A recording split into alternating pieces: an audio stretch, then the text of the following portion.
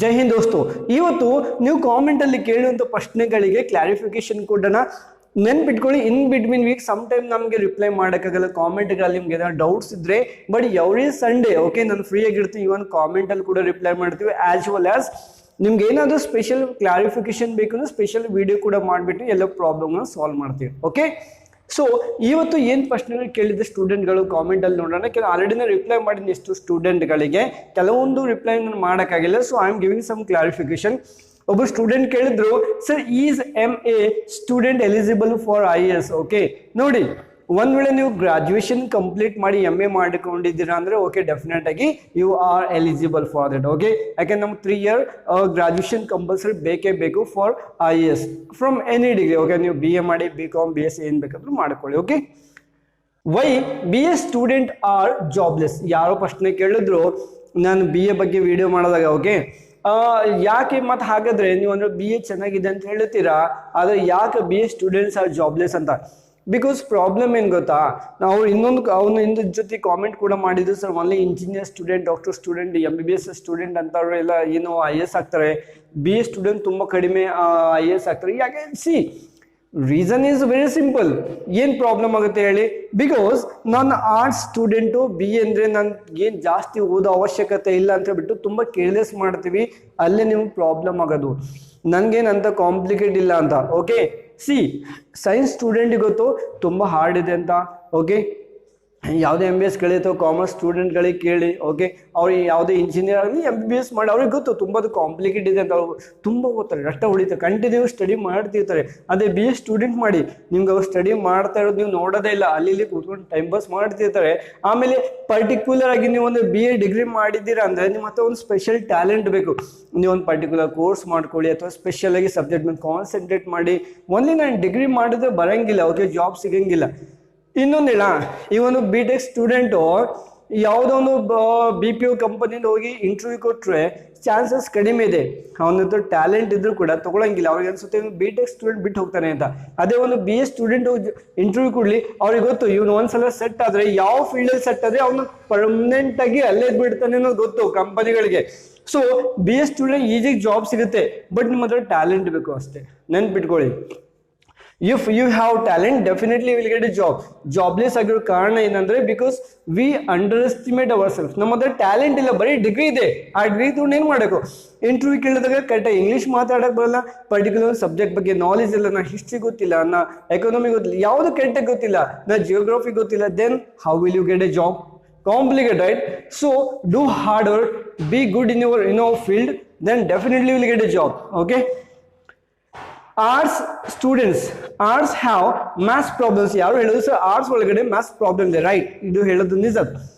ನೋಡಿ, ಇನ್ನೇನು ಸೈನ್ಸ್ ಮಾಡ್ತೀರಾ, ಸೈನ್ಸ್ ಮಾಡಿರೋ ಸ್ಟೂಡೆಂಟು ಅವನು ಎಲ್ಲ ಸಬ್ಜೆಕ್ಟ್ ಮಾಡಿ ಮ್ಯಾಥ್ಸ್ ಅವ್ನು ಕಲಿತಾನೆ. ಅದ್ರ ಜೊತೆಗೆ ಓಕೆ CSET ಅಲ್ಲಿ ಫಸ್ಟು ನಿಮ್ಮದು ಪ್ರಿಲಿಮ್ಸ್ ಒಳಗಡೆ ಮ್ಯಾಥ್ಸ್ ಪ್ರಾಬ್ಲಮ್ ಒಂದೇ ಬಂದ್ಬಿಡುತ್ತೆ. ಒಬ್ಬ ಸೈನ್ಸ್ ಸ್ಟೂಡೆಂಟ್, ಕಾಮರ್ಸ್ ಸ್ಟೂಡೆಂಟ್ ತನ್ನ ಎಲ್ಲ ಸಬ್ಜೆಕ್ಟ್ ಓದ್ಕೊಂಡ್ಬಿಟ್ಟು ಅವನು ಹಿಸ್ಟ್ರಿ ಓದಬೇಕು. ಹಿಸ್ಟ್ರಿ ಒಳಗಡೆ ಎಲ್ಲ ಇರುತ್ತೆ, ನಾವು ಮೆಡಿವಲ್ ಓದಬೇಕು, ಏನ್ಷಂಟ್ ಹಿಸ್ಟ್ರಿ ಓದಬೇಕು, ರೈಟ್? ಸೊ ಹಿಸ್ಟ್ರಿ ಓದಬೇಕು, ಜಿಯೋಗ್ರಫಿ ಒಳಗಡೆ ಫಿಸಿಕಲ್ ಜಿಯೋಗ್ರಫಿ, ವರ್ಲ್ಡ್ ಜಿಯೋಗ್ರಫಿ ಎಲ್ಲಾನು ಸ್ಟಡಿ ಮಾಡಬೇಕು, ರೈಟ್? ಎಕಾನಮಿ ಓದಬೇಕು. ಸೊ ಅವನು ಎಲ್ಲ ಸಬ್ಜೆಕ್ಟ್ಗಳನ್ನ 6 ಸಬ್ಜೆಕ್ಟ್ ಓದಲೇಬೇಕಾಗುತ್ತೆ. ಅರ್ಥ ಆಗ್ತಿದೆ ನನ್ನ ಪಾಯಿಂಟು? ಒಬ್ಬ ಯಾವ ವಿದ್ಯಾರ್ಥಿ IAS ಆಗಬೇಕು ಅಂತ ಅನ್ಕೊಂಡಿದ್ದಾನೆ, ಅವನಿಗೆ ಆರ್ಟ್ಸ್ ಒಳಗಡೆ ಇರೋ ಎಲ್ಲ ಸಬ್ಜೆಕ್ಟ್ಗಳು ಓದಬೇಕಾಗುತ್ತೆ. ಅವನು ಓದ್ತಾನೆ, ಓದಿ ಪಾಸ್ ಮಾಡ್ತಾನೆ. ಯಾಕಂದ್ರೆ ಅವನಿಗೆ ಹೆಂಗಿರುತ್ತೆ ಮೈಂಡ್ ಸೆಟ್ ಅಂದ್ರೆ, ನಾನು ಸೈನ್ಸಲ್ಲಿ ಇಷ್ಟು ಹಾರ್ಡ್ ಸಬ್ಜೆಕ್ಟ್ಗಳು ಲೈಕ್ ಬಯಾಲಜಿ ಆಗಿರ್ಬೋದು, ಕೆಮಿಸ್ಟ್ರಿ ಆಗಿರ್ಬೋದು, ಫಿಸಿಕ್ಸ್ ಆಗಿರ್ಬೋದು, ಇಂಥ ಹಾರ್ಡ್ ಸಬ್ಜೆಕ್ಟ್ಗಳನ್ನ ಈಜಿಯಾಗಿ ಓದುತ್ತಿದ್ದೀನಿ ಅಂದರೆ BA ಯಾವ ಲೆಕ್ಕ ಅಂತ ಹೇಳ್ಬಿಟ್ಟು ಈಜಿಯಾಗಿ ಪ್ರಯತ್ನ ಮಾಡ್ತಾನೆ, ಓದ್ಬಿಡ್ತಾನೆ. ಬಟ್ ಇಲ್ಲಿ ರಿವರ್ಸ್ ಆಗುತ್ತೆ. ಏನಾಗುತ್ತೆ, BA ಸ್ಟೂಡೆಂಟ್ ಥಿಂಕ್ ಮಾಡ್ತಾನೆ, ನನಗೆ ಆರ್ಟ್ಸ್ ಇಷ್ಟೊಂದು ಡಿಫಿಕಲ್ಟ್ ಅನ್ನಿಸ್ತಿದೆ, ದೆನ್ ನಾನು ಮ್ಯಾಥ್ಸ್ ಹೆಂಗೆ ಕಲೀಲಿ, ನನ್ಗೆ ಯಾರು ಕಲಿಸ್ತಾರೆ? ಸೊ ನೀವು ಥಿಂಕ್ ಮಾಡಿ ಮಾಡಿ ಮಾಡಿ ಅರ್ಧ ಟೈಮ್ ವೇಸ್ಟ್ ಮಾಡ್ಕೊಂತೀರ. Stop thinking, start doing it. Okay, maths ನಿಮ್ಗೆ ಕಲಿಯೋಕ್ಕಾಗಿಲ್ಲ ಅಂದ್ರೆ ಹೇಗೆ? ಓಕೆ, ಅದು ಕೂಡ ನನಗೆಲ್ಲ ಒಂದೇ ತರ ಬೇಕಂದ್ರೆ it is complicate, right? You have to go something. If you want something you have to do something for that. Okay, nothing will come to you. ನಿಮ್ಮ ಹತ್ರ ಏನು ಬರಂಗಿಲ್ಲ, you have to do it. ಇದ್ರ ಜೊತೆ English ಒಂದು problem ಇದೆ, ಅದು ಕೂಡ ನೀವು ಡೈಲಿ ಪ್ರಾಕ್ಟೀಸ್ ಮಾಡಿದ್ರೆ ಬಂದ್ಬಿಡುತ್ತೆ. Okay. Why IAS officer have more security. ಯಾರು ಕೇಳಿಸ್ತಾರೆ ಯಾಕೆ IAS ಆಫೀಸರ್ ಹಿಂದೆ ಮುಂದೆ ಅಷ್ಟೊಂದು ಕಾರುಗಳಿರುತ್ತೆ, ಯಾಕೆ ಅಷ್ಟೊಂದು ಸೆಕ್ಯೂರಿಟಿ ಕೊಡ್ತೀರಾ? ಸಿಂಪಲ್ ಆಗಿದೆ ಬಾಸ್, ನೀನು ಅಷ್ಟೊಂದು ಕಷ್ಟಪಟ್ಟು ಇಂಡಿಯಾದ ಟಾಪ್ ಕಾಂಪ್ಲಿಕೇಟ್ ಎಕ್ಸಾಮನ್ನು ಕ್ಲಿಯರ್ ಮಾಡಿದ್ದೆ, ಅಷ್ಟು ದೊಡ್ಡ ಪೋಸ್ಟಲ್ಲಿ ಇದೆ, ನಿಮ್ಗೆ ಸೆಕ್ಯೂರಿಟಿ ಕೊಡೋದು ಹೆಂಗಿರೋಕ್ಕಾಗುತ್ತೆ? Then what is the use of? ಸುಮ್ಮನೆ ನೀನು ಕಾನ್ಸ್ಟೇಬಲ್ ಥರ ಓಡಾಡೋದು ನಿನ್ಗೆ ಯಾರು ವ್ಯಾಲ್ಯೂ ಕೊಡ್ತಾರೆ? Then who will write an exam this much complicate exam? ಯಾರು ಥಿಂಕ್ ಮಾಡೋದು ರೈಟ್? ಮೇಲೆ ನೀವು ಪೋಸ್ಟ್ ಅಷ್ಟು ಪವರ್ಫುಲ್ ಇದೆ, IAS IPS ಏನು ಚಿಕ್ಕ ಪೋಸ್ಟ್ ಇದೆಯಾ right? You have to think about it. Is interview main challenge? ನೋಡಿ, ನೀವು ಏನು ಮಾಡ್ತೀರಾ, ಪ್ರಿಲಿಮ್ಸ್ ಕ್ಲಿಯರ್ ಮಾಡಿದ್ರಿ, ಮೇನ್ಸ್ ಕ್ಲಿಯರ್ ಮಾಡಿದ್ರಿ, ಓಕೆ. ಇನ್ನು ಎಕ್ಸಾಮ್ ಒಳಗಡೆ ನಿಮ್ಗೊಂದು ವೇಳೆ ಏನು ಲೈಕ್ ಇಂಟರ್ವ್ಯೂ ಕೊಡುವಾಗ ನಿಮ್ಗೆ ಅನ್ಸುತ್ತೆ ಸರ್ ತುಂಬ ಕಾಂಪ್ಲಿಕೇಟ್ ಆಗಿದೆ, ಅದು ತುಂಬ ಟಫ್. ಇಲ್ಲ, ನೀವು ಲಕ್ಷಾಂತರ ವಿದ್ಯಾರ್ಥಿಗಳನ್ನು ಸೋಲಿಸಿಬಿಟ್ಟು ನೀವು ಇಂಟರ್ವ್ಯೂ ತನಕ ಬರ್ತೀರಾ ಅಂದರೆ ಇಂಟರ್ವ್ಯೂ ಒಳಗಡೆ ಎಷ್ಟು ಅರೌಂಡ್ 2000 ಸ್ಟೂಡೆಂಟ್ಸ್ ಇರ್ತಾರೆ, ಜಾಸ್ತಿ ಏನಿರಂಗಿಲ್ಲ, ಓಕೆ. ನನಗೆ ತಿಳಿದ ಮಟ್ಟಿಗೆ ಸಮ್ ಟೈಮ್ 900 1800 ಓಕೆ ಪೋಸ್ಟ್ ಖಾಲಿ ಇರ್ಬೋದು, ಓಕೆ. ಸೊ ಅಂಥ ಸಮಯದಲ್ಲಿ ನೀವು ಔಟ್ ಆಫ್ ಅಂದ್ರೆ 50% ನಿಮ್ಮ ಚಾನ್ಸಸ್ ಇದಕ್ಕೆ ನೀವು ಪಾಸ್. ಬಟ್ ಒಂದು ಚೀಸ್ ಹೇಳ್ತೀನಿ ಕೇಳಿ, ಮೇನ್ಸ್ ಒಳಗಡೆ ಆದಷ್ಟು ಚೆನ್ನಾಗಿ ಪ್ರಿಪೇರ್ಡ್ ಮಾಡ್ಕೊಳ್ಳಿ, ಚೆನ್ನಾಗಿ ಕ್ಲಿಯರ್ ಮಾಡಿ, ಜಾಸ್ತಿ ಮಾರ್ಕ್ಸ್ ಇದು ಒಳಗಡೆ ಬಂದರೆ ಇಂಟರ್ವ್ಯೂ ಒಳಗಡೆ ಸ್ವಲ್ಪ ಕಡಿಮೆ ಮಾರ್ಕ್ಸ್ ಸಿಕ್ಕರೂ ಕೂಡ ಸ್ವಲ್ಪ ಪ್ರಾಬ್ಲಮ್ ಆಗೋದಿಲ್ಲ, okay. So almost try your best, but ಏನು ಮಾಡೋಕ್ಕಾಗಲ್ಲ. ಬಟ್ ಇಂಟರ್ವ್ಯೂ ಮೇನ್ ಚಾಲೆಂಜ್ ಅಲ್ಲ, ಮೇನ್ ಚಾಲೆಂಜ್ ನಿಮ್ಮ ಮೇನ್ಸ್ ಎಕ್ಸಾಮ್ ಕ್ಲಿಯರ್ ಮಾಡಿದ್ರೆ ನೀವು ಮತ್ತೆ ಇಂಟರ್ವ್ಯೂ ಕೊಡಬಹುದು, okay, repeatedly, not a big issue. Can I speak Kannada after becoming IAS? What logic questions dude, okay. Obviously ಏನಾಗುತ್ತೆ, ನೀವು IAS ಆಫೀಸರ್ ಆದಮೇಲೆ ನೀವು ಹಳ್ಳಿಗಳಿಗೆ ಹೋಗಬೇಕಾಗುತ್ತೆ, ಎಷ್ಟು ವಿದ್ಯಾರ್ಥಿಗಳಿಗೆ ಭೇಟಿ ಮಾಡಬೇಕಾಗುತ್ತೆ, ಬಡವರಿಗೆ, ರೈತರಿಗೆ, ಎಲ್ಲರಿಗೂ ಭೇಟಿ ಮಾಡಬೇಕಾಗುತ್ತೆ.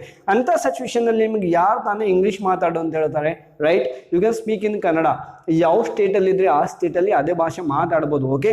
ಇದು ಅಫಿಷಿಯಲ್ ಆಗಿ ನಿಮ್ಗೆ ಯಾವುದೋ ಒಬ್ಬ ಆಫೀಸರ್ ಮೀಟ್ ಆಗಿದ್ರೆ ಅವಾಗ ನೀವು ಇಂಗ್ಲೀಷ್ ಅವಶ್ಯಕತೆ ಇದ್ದರೆ ಮಾತಾಡಿ, ಇಲ್ಲ ಅಂದರೆ ಅವಶ್ಯಕತೆ ಇಲ್ಲ, ಓಕೆ. 7th, DMLT ಈ student is eligible for IAS. ನೋಡಿ, ಯಾವುದೇ ಮೆಡಿಕಲ್ ಸ್ಟೂಡೆಂಟ್ ಆಗಿರ್ಬೋದು, ಯಾರು ಬೇಕಾದರೂ ಆಗಿರ್ಬೋದು, ನೀವು ಅಂದರೆ 3 year ಗ್ರ್ಯಾಜುಯೇಷನ್ ಕಂಪ್ಲೀಟ್ ಇದೆ, then you can become a IAS, not an issue, okay. Even if you take I heart take 40% percentage ಬಗ್ಗೆ ಯಾವುದ್ರ ಬಗ್ಗೆ ಯಾವ ಗ್ರ್ಯಾಜುಯೇಷನ್ ಬೇಕಾದರೂ ಇರಲಿ, ಓಕೆ, ಎಷ್ಟಾದರೂ ಇರಲಿ, ಓಕೆ. ಪರ್ಸೆಂಟೇಜ್ ಬಗ್ಗೆ ತಲೆ ಕೆಡಿಸ್ಕೊಂತ ಅವಶ್ಯಕತೆ ಇಲ್ಲ, ಓಕೆ. ಸೊ ಐ ಹೋಪ್ ನಿಮ್ದೆಲ್ಲ ಡೌಟ್ಗೆ ನಾನು ಕ್ಲಿಯರ್ ಮಾಡಿದ್ದೀನಿ ಅಂತ ಅನ್ಕೋತೀನಿ. every Sunday ಮತ್ತೆ ಸಿಗೋಣ. even I will take live classes, you can join with us, you can ask me questions in the comment also, we will try to help you follow it. I hope you ನಿಮ್ಮ problem solve ಮಾಡಿದ್ದೀನಿ ಅನ್ಕೋತೀನಿ. if you have any doubts on this session or any related to other IAS IPS course, you can ask me in the comment, okay. ಮತ್ತೆ ಸಿಗೋಣ. thank you so much. Jai Hind.